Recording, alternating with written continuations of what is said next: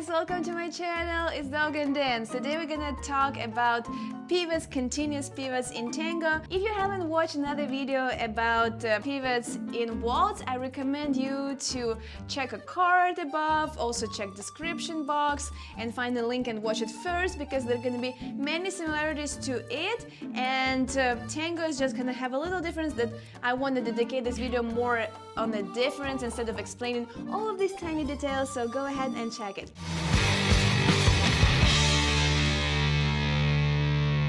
If you're here, if you already watched WALTZ pivots, let's go ahead and dive into it. First of all, guys, Tango is not a swing dance, and our weight is kind of neither on the ball, neither on the heel. It's kind of between the foot, like in the middle of the foot. And rock position. Broad position. Rock position. Rock position. Yeah, and whenever we make a step, we try to stay between two legs in the center of balance instead of arriving from one foot to another. This is the big difference because in other dances we kind of go and consider a step when you finish it fully. So here, that's why, first of all, our pivot position and overall position is gonna be more lower, more grounded, more between two legs, because whenever we go to the swing position, we go here and then up, and our weight is kind of on the ball of the foot. So let's go to the ball of the foot and arrive. Yes, you see, it can be on the ball of the foot. But in Tango, we're gonna be more grounded. Yeah, and that's why we're gonna have our weight gonna have different distribution. The next thing, that's why whenever we do pivots, we're not gonna go I talked in the about WALTZ pivots that our weight kind of 75%, maybe 80, and slight push to the back leg or front leg, depends where you're going. In Tango, it's gonna be all between, and then this between position needs to be on your main count. So it's gonna be 1, then between 1 and 2, you're gonna move around, it's gonna be 2, and then you're gonna move around, it's gonna be 3. Okay, so try to stay and feel that every count is between. Yeah, so let's try to demonstrate pivots in Tango. It's gonna be 1, yeah, between two legs, and then 2, and then let's go like this. 3, 4, 5, 6, 7, 8. 1, 2, 3, 4, 5, 6, 7, 8. We're trying to stay always between two legs. Next thing, in Tango, we don't have rise and fall. That's why we're not gonna go to ball of the foot. So person who goes forward, which is the girl, is gonna go heel flat.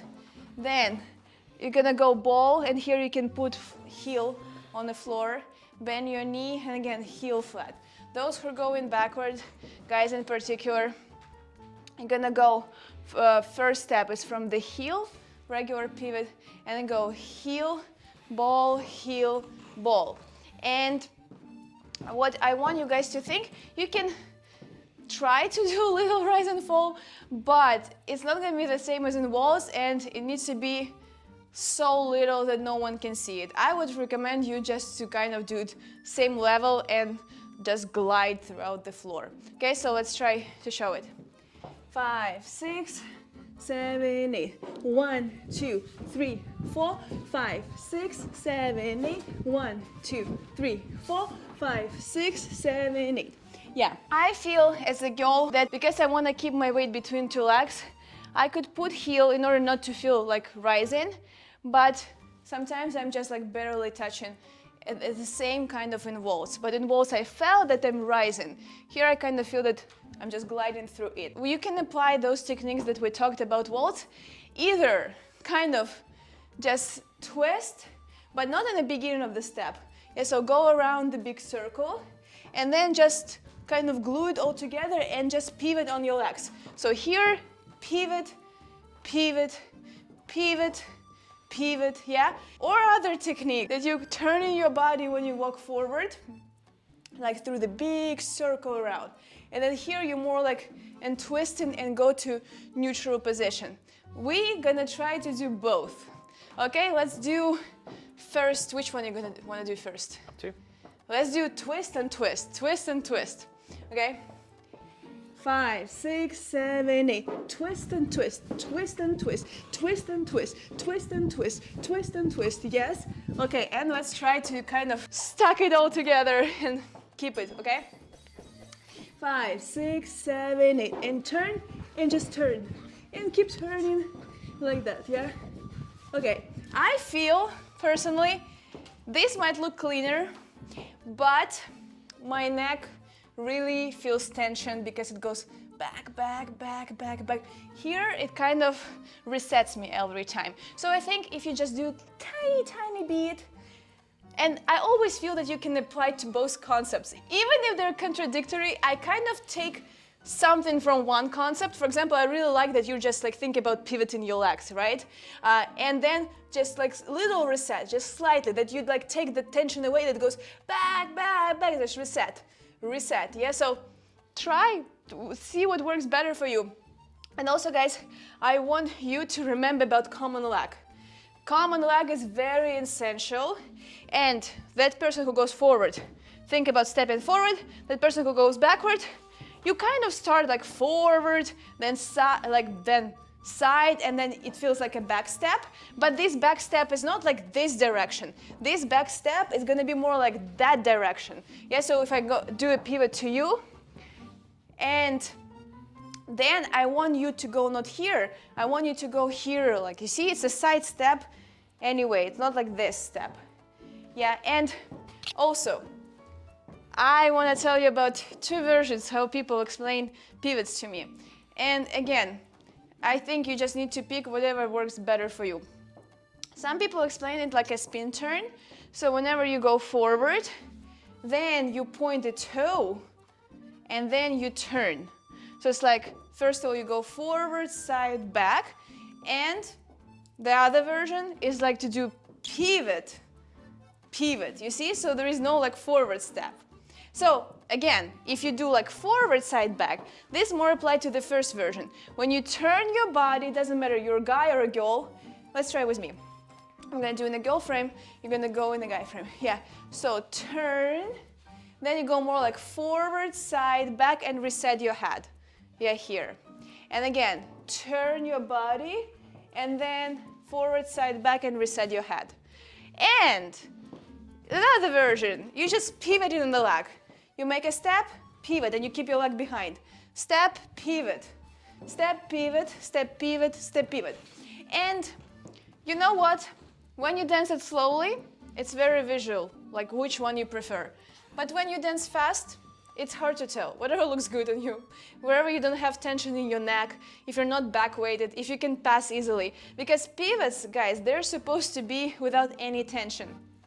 And also, one topic that I didn't cover in WALTZ, but I want to give you something extra for the tango, is what we're doing with our body. So instead of trying to kind of glue to each other with our rib cage, we're bringing our belly button to our back.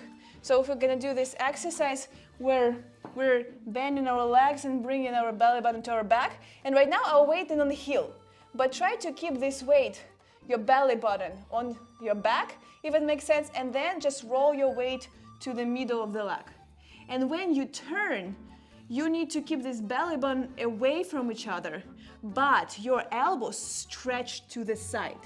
Not like to each other, like to the side. Can we try to do this? I can't like put camera inside of my body to show how I pull my belly in, but what we're gonna do basically right now, we're gonna stretch our elbows out, and we're gonna bring our belly button in throughout the whole turn. But our weight is not on the heel, our weight is in the middle of the foot. Okay, let's go. Belly button in, weight to each other, yeah? So even if your belly button in, we roll our weight to the middle of the foot, it's together, but it's more through your foot than through your back, yeah? And then stretch out your posture to the side. You need to think about stretching your posture not like in the beginning like of the pivots. It's more like you had your regular frame, and then when you turn, you stretch it out, because if you give it too much forward, you're gonna go away. So this kind of gonna help you to be glued to each other, but rather like putting and opening your rib cage. You're gonna use your elbows to do that. And guys, just be aware, I don't mean that you need to squeeze each other's arms and try to be glued. It's more like you stretch your internal, like your own frame, and it still goes slightly forward. We're not bringing our elbows behind our shoulders. They're still curved, but you just extra stretch them to the side and keep your belly in, okay? So stretch, in, and let's go. 1, 2, 3, 4, 5, 6, 7, 8. 1, 2, 3, 4, 5, 6, and 7, go. And go. Where we go, I don't know. Yeah. So basically, guys, I hope you found that video helpful. If you have any questions in particular, let me know, because what I noticed, you can say a lot of stuff about pivots, but then coach in person need to take a look at you and kind of guide you through this movement, because sometimes in some moves, and pivots I feel in particular as well, that you need to feel that. You can have all that knowledge, but you don't have this right feeling where your weight's supposed to be, how much. Because in dance, it's actually very important how much. Because if you do it a little bit more or less, it's already wrong, even if you think that you do the right stuff. Okay, so guys, hopefully you like that video. So hit the bell, subscribe, let me know down below in the comments what do you think, which other moves you want me to review. Maybe you want me to explain something more about pivots, or you have like a particular question. So I will be glad to answer all of your questions. Thank you so much for watching, and I'll see you on my next videos. Bye bye.